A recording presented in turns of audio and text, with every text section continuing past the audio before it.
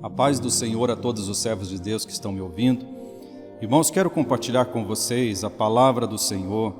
Se encontra no Salmo número 40, do primeiro versículo até o número 3, que diz assim: Esperei com paciência no Senhor, e Ele se inclinou para mim e ouviu o meu clamor. Tirou-me de um lago horrível, de um charco de lodo, pôs os meus pés sobre uma rocha, firmou os meus passos e pôs um novo cântico na minha boca, um hino ao nosso Deus. Muitos o verão e temerão e confiarão no Senhor. Primeiro versículo que lemos diz: Esperei com paciência no Senhor, e Ele se inclinou para mim e ouviu o meu clamor. Este mesmo versículo, na Bíblia NVI, quer dizer, uma nova versão internacional, diz assim: Coloquei toda a minha esperança no Senhor, e Ele se inclinou para mim e ouviu o meu grito de socorro. Ouviu o meu clamor, ou ouviu o meu grito de socorro. Irmãos, a verdade é que todos nós, indistintamente, todo cristão, ele tem fraquezas. Todo cristão tem fragilidades na sua vida. Fragilidades estas que ele precisa lutar constantemente contra elas. Talvez as minhas fraquezas sejam diferentes das suas. Aquilo que é tentação para mim, talvez não seja para você e vice-versa. Mas todos temos fragilidades. E a bem da verdade, nós precisamos orar muito por isso. Porque nós sabemos o seguinte: quando nós dobramos os joelhos para orar, e eu tenho alertado a igreja sobre isso, nós oramos a respeito de muitas coisas. Nós clamamos pelas necessidades da obra, da igreja, da família, da nação. Mas uma coisa é certa: nós precisamos tirar um tempo para orar por nós mesmos e especialmente pela nossa vida espiritual. Precisamos muito, porque não se vence com força própria. Ninguém consegue ser um verdadeiro servo de Deus porque tem força de vontade, porque é uma pessoa que é resoluta com o que tem que fazer. Não, nós não vencemos por isso. Nós vencemos pela graça maravilhosa do Senhor, pelo agir do Espírito Santo em nossa vida. É Deus que nos faz vencer e precisamos ter esse entendimento. No versículo 2 diz assim: Tirou-me de um lago horrível, de um charco de lodo, pôs os meus pés sobre uma rocha, firmou os meus passos. Às vezes é um pouco estranho quando a gente fala: olha, nós precisamos falar de libertação para cristãos, de libertação para pessoas que são conhecedoras da verdade. Porque, irmãos, parece estranho, mas sejamos honestos, a conversão é um processo dinâmico. O dia que nós entregamos a nossa vida para Jesus, nós nos convertemos, nós mudamos muita coisa, nós abandonamos a idolatria, nós deixamos muita coisa pecaminosa, mas aquele dia é o começo de uma jornada, e ao longo da nossa vida nós vamos identificando muitas coisas que precisam mudar. Nós vamos identificando pecados que nós precisamos nos livrar deles, práticas que não servem mais para a nossa vida. Então, ao longo da vida, nós vamos entendendo que os cristãos também precisam continuar sendo libertos e transformados pelo poder de Deus, se aperfeiçoando. A Bíblia diz que nós devemos crescer até alcançar a estatura de varão perfeito, que é Cristo. E eu te pergunto, meu irmão, você já está igual a Jesus? Já está igualzinho a Jesus? Ah, não? Portanto, há coisas então para melhorar. Há situações para serem mudadas. A gente, quando olha para a palavra de Deus, nós vamos ver que homens que foram grandemente usados por Deus falharam, pecaram. Moisés foi um homem que teve um relacionamento diferenciado com Deus, mas falhou. Davi foi o homem segundo o coração de Deus, mas falhou. Salomão foi o homem cuja sabedoria o Senhor mesmo falou que não haveria outro igual. Não haveria alguém para se equiparar a Salomão. Sempre que eu falo disso, eu digo: olha, mas tira Jesus da conta, porque Jesus é Deus. Mas homens comuns, Salomão foi o homem que a Bíblia diz que teve uma sabedoria que não será igualada. Ele também falhou. Então veja que todo ser humano, ele corre o risco de pecar contra Deus. A Bíblia diz: vigiai e orai, para que não entreis em tentação. Portanto, precisamos de vigilância e precisamos de oração. Entendamos que muitas pessoas, muitas vezes se tornam aprisionadas pelo pecado. E o crente, quando ele está preso num pecado, meu irmão, isso rouba a fé do cristão, porque às vezes ele se deixa levar por uma prática, ele acaba deixando isso permanecer na vida dele, e quando ele dobra o joelho para orar, cadê a fé? Porque o acusador das nossas almas, ele já vem com seus dardos inflamados. Está orando? Deus vai responder? Ah, não vai não? Porque e o seu pecado? Aí vem a acusação, aí vem o quê? Aquela dificuldade de crer. E a Bíblia diz que sem fé é impossível agradar a Deus. Falta fé, a bênção não vem. Consequentemente, há perdas de bênçãos, há perdas de muita coisa, de alegria, de paz. Portanto, entendamos que é um risco, né, quando nós permitimos que situações erradas permaneçam na nossa vida. Por isso nós precisamos clamar a Deus, como diz aqui, para que Ele ouça o nosso clamor, o nosso grito de socorro. Aqui no versículo 12 desse mesmo Salmo 40, que foi escrito por Davi, diz assim: porque males sem número me têm rodeado, as minhas iniquidades me prenderam, de modo que não posso olhar para cima. São mais numerosas do que os cabelos da minha cabeça, pelo que desfalece o meu coração. Preste atenção, olha só. Porque males sem número me têm rodeado, as minhas iniquidades me prenderam.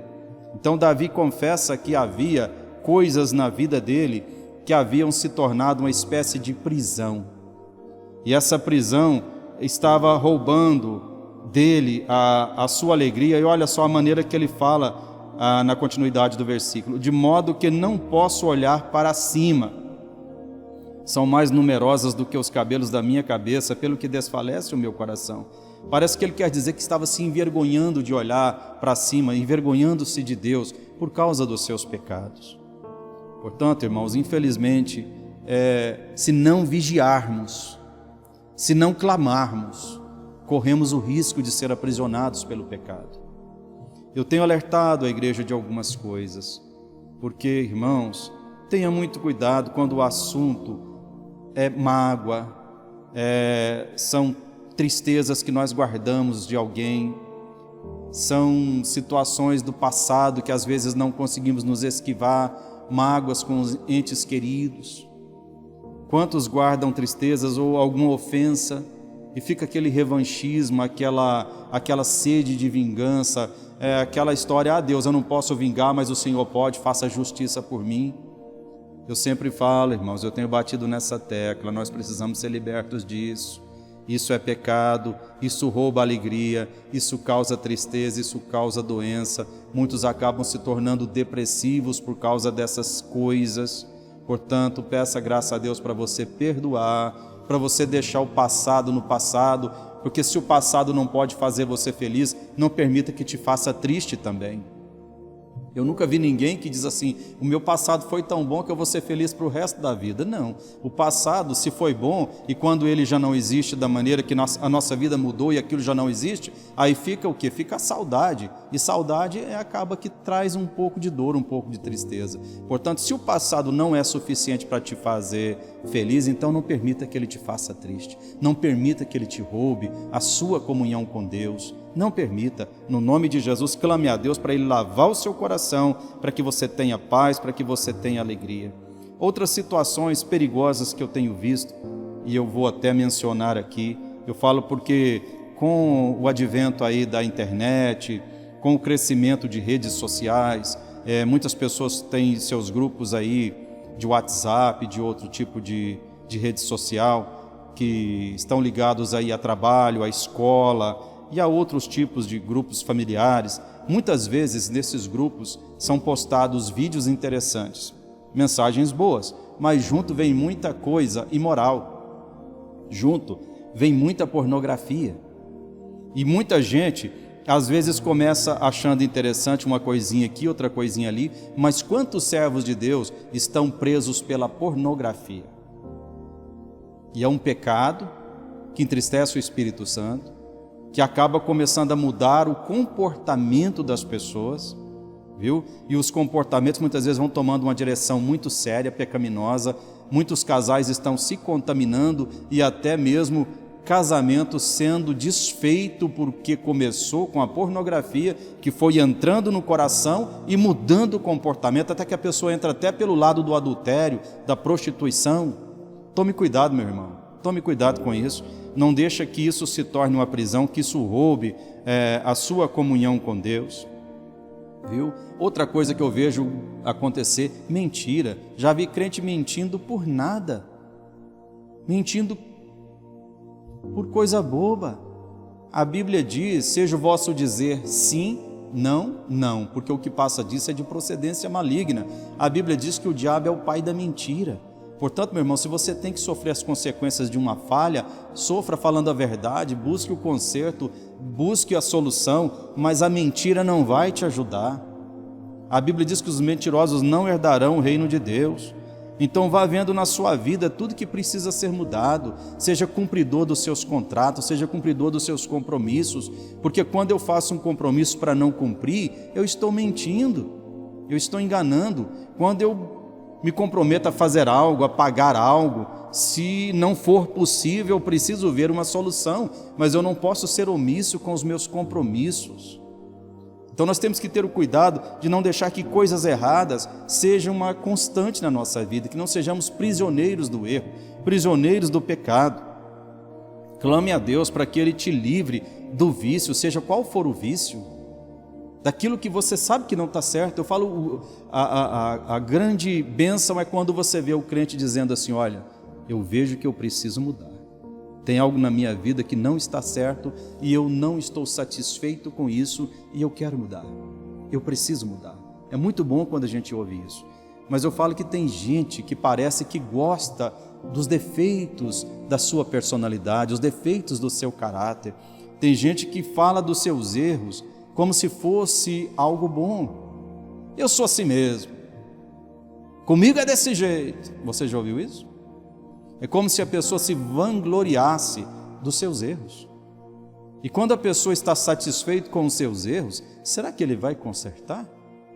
O primeiro passo para um conserto seria reconhecer o erro. E, claro, se eu reconheço um erro, se eu me arrependo do meu erro, eu busco uma mudança.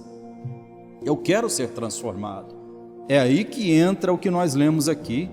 Quando ele diz: esperei com paciência no Senhor e Ele se inclinou para mim e ouviu o meu clamor. Na tradução NVI diz: Ele ouviu o meu grito de socorro.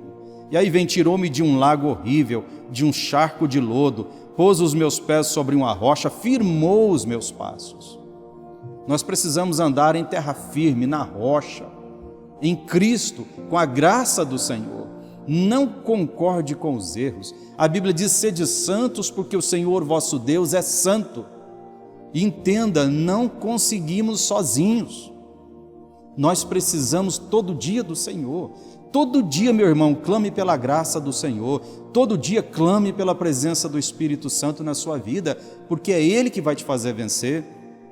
Todo dia pela manhã eu oro: Senhor, é mais uma batalha a ser vencida. Deus, eu clamo pela minha vida, pela igreja. Espírito Santo, nos fortaleça, pois queremos viver para a Tua glória, queremos viver para honrar o Teu nome, para ser instrumento nas Tuas mãos. Nos dê graça para vencer as batalhas deste dia. Faça disso uma constante na sua vida. Clame a Deus para que o Senhor venha concretizar aquilo que está escrito no versículo número 3, que diz assim: e pôs um novo cântico na minha boca, um hino ao nosso Deus. Muitos o verão e temerão e confiarão no Senhor. Porque quando diz: e pôs um novo cântico na minha boca, um hino ao nosso Deus, isso quer dizer que o servo de Deus está alegre, está louvando a Deus pelas vitórias. Portanto, em nome de Jesus, que Deus te revista com graça, para que você tire da sua vida o que não deve estar, para que essa conversão que um dia teve início, no dia que você se rendeu a Cristo, essa conversão ela continue e que você continue crescendo até alcançar a estatura de varão perfeito, que é Cristo. E se você ainda não está igualzinho a Cristo, é porque precisa melhorar. Amém, meu irmão? Precisamos melhorar e vamos lutar, e com a graça do Senhor, a cada dia nós vamos lutar para tirar da nossa vida tudo aquilo que desagrada ao Senhor. Que a nossa vida, em tudo, no nosso comportamento, nas nossas palavras, que até nos nossos pensamentos, possamos agradar ao nosso Deus. Amém? até nas imaginações do nosso coração, que nós possamos agradar ao nosso Deus. Que Deus te abençoe e te guarde. Oremos. Querido Pai, eu quero te louvar pela palavra do Senhor, que é maravilhosa, que é perfeita.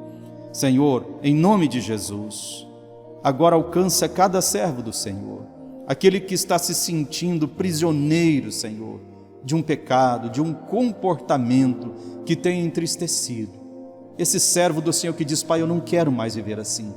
Senhor, eu quero ser liberto. Senhor, eu quero ter uma nova vida. Senhor, eu quero caminhar com alegria. Eu quero dobrar os meus joelhos e orar na certeza de estar sendo ouvido. Deus, olha para o teu filho agora, olha para a tua filha agora, toma pela mão, tira desse lago, desse charco, firma os passos dos queridos do Senhor na rocha, em nome de Jesus. Faça um servo vitorioso, abençoado, que tenha louvores nos seus lábios, alegria no seu coração. No nome de Jesus, Senhor, eu oro e dou graças, Senhor, confiado no teu amor e poder, em nome de Jesus. Deus te abençoe poderosamente, meu irmão, em nome de Jesus.